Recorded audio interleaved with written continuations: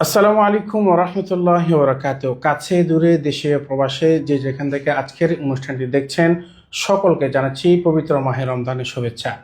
প্রিয় দর্শক, রমজান মাস আসলেই অনেকগুলো বিষয় আমাদের মাঝে ঘুরপাক খায়, কিন্তু আমরা চোখ লজ্জায় কাউকে জিজ্ঞাসা করতে পারি না।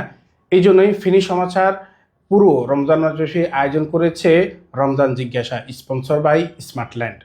প্রিয় দর্শক, আজকে আমাদের প্রশ্ন উত্তর পর্বের বিশেষ অতিথি হিসেবে আমাদের সাথে উপস্থিত রয়েছেন দাগনভূঞা তালতলী দারুল উলুম ইসলামিয়া মাদ্রাসার সম্মানিত প্রিন্সিপাল মাওলানা মুফতি কামরুল হাসান বিন কাসেম হাফিজাহুল্লাহ। মোহতারাম, আপনি কেমন আছেন? আলহামদুলিল্লাহ ভালো আছি। মোহতারাম, আপনি কেমন আছেন? জি আলহামদুলিল্লাহ, আমিও ভালো আছি। তো আমরা কোনো ভূমিকা ছাড়াই আমাদের মূল আলোচনার দিকে চলে যাচ্ছি। তো রমজান মাসে অনেকগুলো মানুষের মাঝে আসলে প্রশ্ন ঘুরপাক খায়। তো তার মধ্যে একটি বিষয় হচ্ছে যে কেউ যদি রমজান রোজা থাকা অবস্থায় ভুলে কোনো কিছু পান করে ফেলে কিংবা কোনো কিছু খেয়ে ফেলে, তো এই ক্ষেত্রে করণীয় কি? রোজা কি ভেঙে যাবে? আর যদি রোজা ভেঙে যায় তাহলে ওই ব্যক্তির ক্ষেত্রে করণীয়টা কি, যদি একটু আমাদেরকে বলতেন।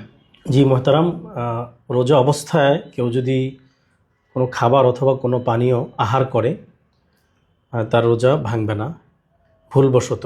আচ্ছা।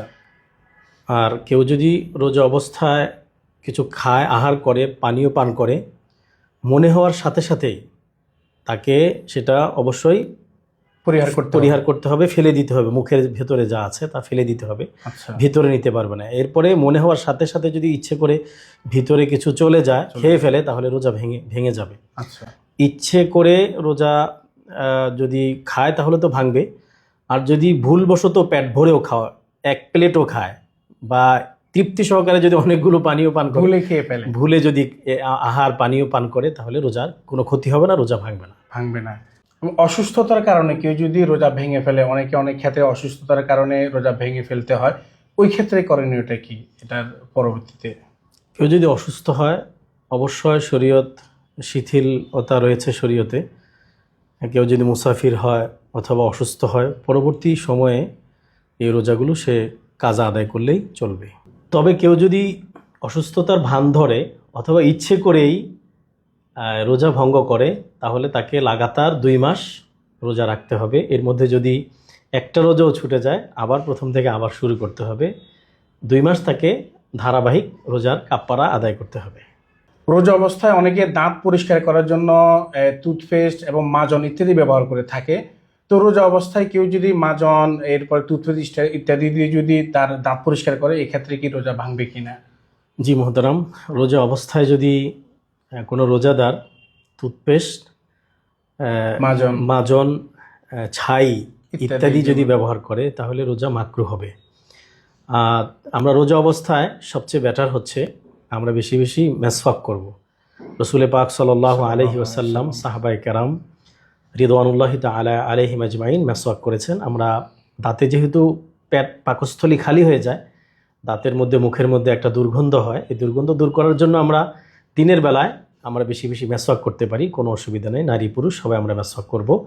এবং ফজরের যে সময় সুবে সাদিক থেকে অর্থাৎ যখন সাহরি খাওয়ার সময় শেষ, তখন থেকে মাগরিবের ওয়াক্ত হওয়া পর্যন্ত, ইফতারির সময় পর্যন্ত, এই দিনের বেলা এই সময়টুকুতে আমরা এই ব্রাশের সাথে টুথপেস্ট লাগিয়ে অথবা মেসওয়াকের সাথে টুথপেস্ট লাগিয়ে অথবা ছাই মাজন দিয়ে আমরা এগুলো থেকে আমরা দাঁত ব্রাশ করা থেকে, পরিষ্কার করা থেকে বিরত থাকবে। এটা মাকরুহ হবে, এটা অপছন্দনীয়। আর যদি কেউ ইচ্ছে করে এগুলো ছাই মাজন আমরা ভিতরে ইচ্ছে করে প্রবেশ করাই, তাহলে রোজা ভঙ্গ হয়ে যাবে। আর এমনিতেই শুধু আমরা দাঁত, যদি এগুলো ছাই, টুথপেস্ট এগুলো দিয়ে, মাজন দিয়ে আমরা দাঁত পরিষ্কার করি, এটা রোজার অপছন্দনীয় বিষয়। এটাতে কারাহাত বলা হয়েছে, মাকরুহ হবে এটা। আরেকটি বিষয় হচ্ছে যে রোজা অবস্থায় অনেকের অসুস্থতার কারণে শরীরের মধ্যে ইনজেকশন পুশ করা লাগে। তো এখন যদি অসুস্থতার কারণে শরীরের মধ্যে যদি ইনজেকশন পুশ করা লাগে, তো এই ক্ষেত্রে করণীয় কি? সে কি ইফতারি করার পরে ইনজেকশন পুশ করবে, নাকি আগেই করলে কোন সুরতে রোজা ভাঙবে কি ভাঙবে না যদি ইনজেকশন পুশ করা হয়? জি মোহতারাম, চমৎকার প্রশ্ন করেছেন। যেহেতু রমাদানের মধ্যেই অনেকেই হাসপাতালে যেতে হয়, ট্রিটমেন্ট নিতে হয়, চিকিৎসা করতে হয়, এটা একটা আধুনিক প্রশ্ন করেছেন।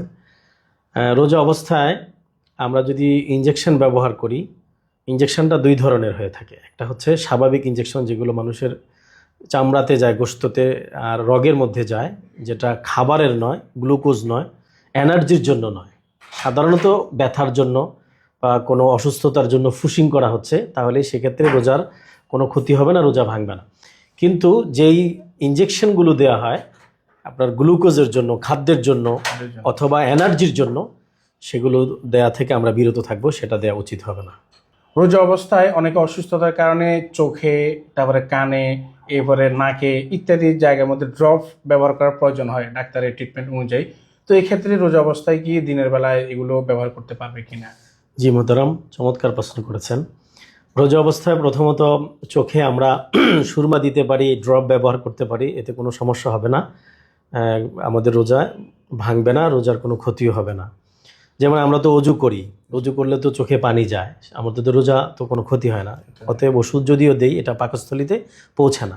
দ্বিতীয় হচ্ছে কান, কানের মধ্যে যদি আমরা পানি দেই, পানি ঢুকে অথবা ঔষধ বা ড্রপ ব্যবহার করি, তাহলে রোজা পাকস্থলী পর্যন্ত এগুলো পৌঁছবে না, রোজার কোনো ক্ষতি হবে না, রোজা ভাঙবে না। তবে ফোকাহে কারাম বলেছেন কারো কানের পর্দা যদি ফাটা থাকে, সেক্ষেত্রে যদি পানি একবারে ভিতরে পাকস্থলীতে চলে যায়, তাহলে তার রোজা ভঙ্গ হয়ে যাবে। আচ্ছা, সাধারণত যাদের কানের পর্দা ভালো আছে, তারা যদি কানে কোনো মেডিসিন, ঔষধ, ড্রপ ব্যবহার করে, রোজার কোনো ক্ষতি হবে না, এটা পাকস্থলীতে পৌঁছে না। তৃতীয় যেটা প্রশ্ন করেছেন সেটা হচ্ছে নাকের ভেতরে।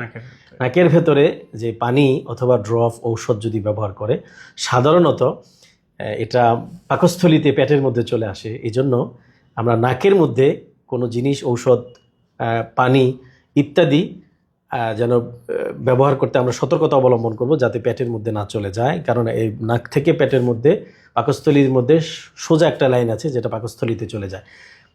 এই জন্য নাকের মধ্যে দিয়ে কোনো ঔষধ এবং কোনো মেডিসিন, ড্রপ ব্যবহার করব না, এটা দ্বারা রোজা ভঙ্গ হয়ে যাবে। যেমনটি কারো যদি গোসল ফরজ থাকে, সেক্ষেত্রে যদি ফরজ গোসল, সাহারি খাওয়া, রক্ত শেষ, তখন যদি সে গোসল করে শবে সাদিকের পরে, তখনও তাকে গোসলে যে 3টা ফরজ আছে, কুলি করতে হয়, নাকে পানি দিতে হয়, সমস্ত শরীর ঘষা মাজা করে পরিষ্কার করতে হয়, ধৌত করতে হয়।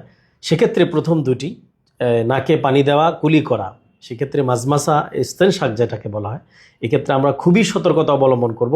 রোজা অবস্থায়, রোজার ওয়াক্ত শুরু হয়ে গেছে তখন যদি আমরা গোসল করি, আমাদের নাকে পানি দেওয়ার সময়, কুলি করার সময় আমরা খুবই কেয়ারফুল থাকব, সজাগ থাকব, সচেতন থাকব, যাতে ভেতরে পানি চলে না যায়। আপনাকে অত্যন্ত ধন্যবাদ মোহতারাম, আপনি আপনার মূল্যবান সময় আমাদেরকে দিয়েছেন। আপনাকে মোহতারাম অনেক ধন্যবাদ, এবং ফেনী সমাচারকেও ধন্যবাদ এমন একটি সুন্দর মাহে রমাদানের আয়োজন করার জন্য। আসসালামু আলাইকুম রহমতুল্লাহ। প্রিয় দর্শক, পবিত্র রমজানের এই মুহূর্তে আপনাদের মনে অনেক ধরনের নানান প্রশ্ন জাগতে পারে। আপনাদের কাঙ্ক্ষিত সে প্রশ্নগুলোর উত্তর নিয়ে আবারও উপস্থিত থাকবো অন্য কোনো পর্বে, অন্য কোনো আলোচক নিয়ে। ততক্ষণ পর্যন্ত ভালো থাকবেন, সুস্থ থাকবেন। আসসালামু আলাইকুম রহমতুল্লাহ।